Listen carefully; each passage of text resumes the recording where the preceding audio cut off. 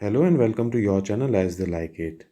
Indian history की series में आज का टॉपिक है क्या है इल्बर्ट बिल कंट्रोवर्सी। इस लेक्चर में हम देखेंगे कि इल्बर्ट बिल कैसे इंट्रोड्यूस हुआ था, इसके क्या प्रोविजंस थे और क्यों इस बिल का अंग्रेजों ने खुलकर विरोध किया। तो आइए देखते हैं क्या है Ilbert bill controversy. Ilbert bill introduce किया गया था जब वायसरॉय थे लॉर्ड रिपन। सीपी इल्बर्ट, जो कि लॉ मेंबर थे in the executive council of governor general, उन्होंने ये बिल इंट्रोड्यूस किया था और इसी कारण से इस बिल का नाम इल्बर्ट बिल पड़ा। Actually Lord Ripon Indian penal code से रेशियल डिस्क्रिमिनेशन को रिमूव करना चाहते थे और इसीलिए 1883 के इल्बर्ट बिल के थ्रू प्रपोज की गई एक amendment for the existing laws.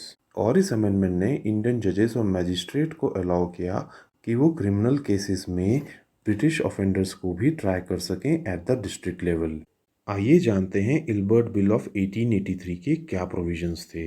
इस बिल को इंट्रोड्यूस किए जाने से पहले ब्रिटिश सब्जेक्ट्स को एग्जेम्पशन दिया गया था from trial by Indian magistrates. जिन केसेस में डेथ या ट्रांसपोर्टेशन इन्वॉल्व हो, उन केसेस में इन यूरोपियंस को सिर्फ हायर कोर्ट्स में ही ट्राई किया जा सकता था। इसी रेशियल डिस्क्रिमिनेशन को दूर करने के लिए लाया गया था इल्बर्ट बिल ऑफ 1883। इस बिल में कहा गया था कि ब्रिटिश और यूरोपियन सब्जेक्ट्स को अब सेशंस कोर्ट में इंडियन जजेस द्वारा भी ट्राई किया जा सकता है। आइए देखते हैं इस बिल के अगेंस्ट कैसे कंट्रोवर्सी जनरेट हुई। इसका पहला और इम्पॉर्टेंट रीज़न तो क्वाइट ऑब्वियस है कि यूरोपियंस को ये आइडिया ही नहीं पसंद आ रहा था कि एक इंडियन उनको कैसे जज कर सकता है, क्योंकि उस समय बहुत ज़्यादा racial discrimination around the world था और यूरोपियंस इंडियंस को इन्फीरियर समझते थे। और ये सबसे बड़ा कारण बना of the anger and the resentment against the bill. इस बिल के अगेंस्ट कंट्रोवर्सी का सेकेंड रीज़न था protest by the Calcutta European business community, जिसमें टी और इंडिगो प्लांटर्स थे।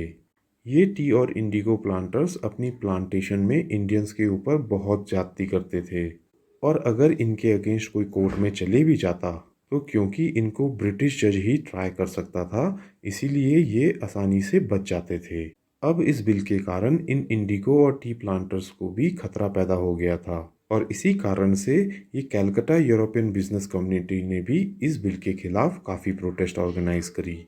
इस बिल के खिलाफ तीसरी कंट्रोवर्सी थी कि इंडियन जजेस के खिलाफ एक प्रोपेगेंडा चलाया गया बाय द ब्रिटिश वुमेन्स, जिसमें कहा गया कि इंग्लिश फीमेल्स इन जजेस पर ट्रस्ट नहीं कर सकती हैं। इस समय बहुत से जजेस बंगाली थे और इन इंग्लिश फीमेल्स का कहना था कि ये बंगाली जजेस बंगाली वीमेन का तो ध्यान देते नहीं हैं, तो वो इंग्लिश वीमेन के राइट्स के ऊपर कैसे जजमेंट दे पाएंगे। इस सभी कंट्रोवर्सी का एक्चुअल रीज़न ये था कि एक यूरोपियन जज की एक नेचुरल सिंपैथी होती थी विद द यूरोपियन सब्जेक्ट्स, जो कि अब इन यूरोपियंस को खतरे में आती दिखाई दे रही थी और इसीलिए वो इस बिल का खुलकर अपोज कर रहे थे। इन यूरोपियंस ने एक डिफेंस एसोसिएशन क्रिएट करी जिसमें इन्होंने फंड्स कलेक्ट किए ऑफ ₹1,50,000 और इन फंड्स के इस्तेमाल से इन्होंने प्रोपेगेट करे अपने व्यूज़ और अपनी रिप्रेजेंटेशंस भेजी against the bill to the government of Britain as well as the queen.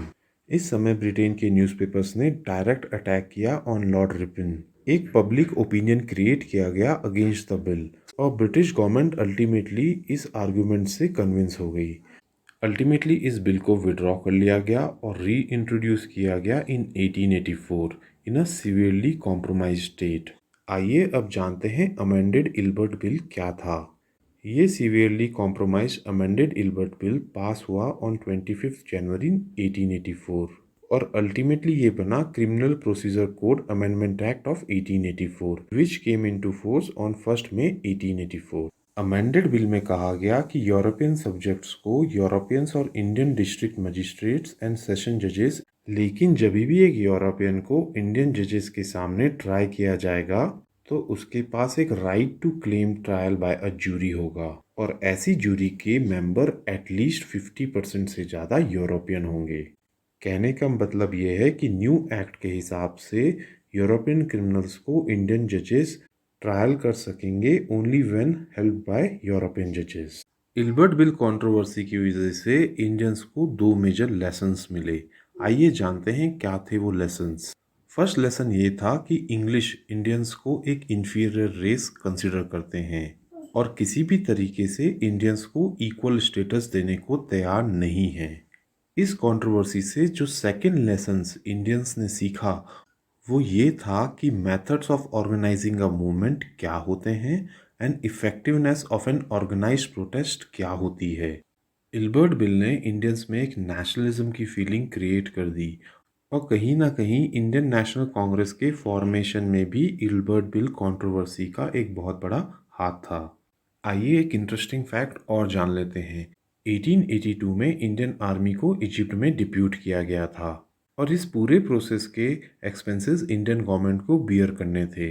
Lord Ripon ने इसके खिलाफ प्रोटेस्ट की थी क्योंकि लॉर्ड रिपन चाहते थे कि ये एक्सपेंसेस ब्रिटिश एक्सचेकर उठाए, जिसको कि अल्टीमेटली ब्रिटिश गवर्नमेंट ने रिफ्यूज़ कर दिया और इसी प्रोटेस्ट के कारण लॉर्ड रिपन ने 1884 में रिज़ाइन कर दिया था।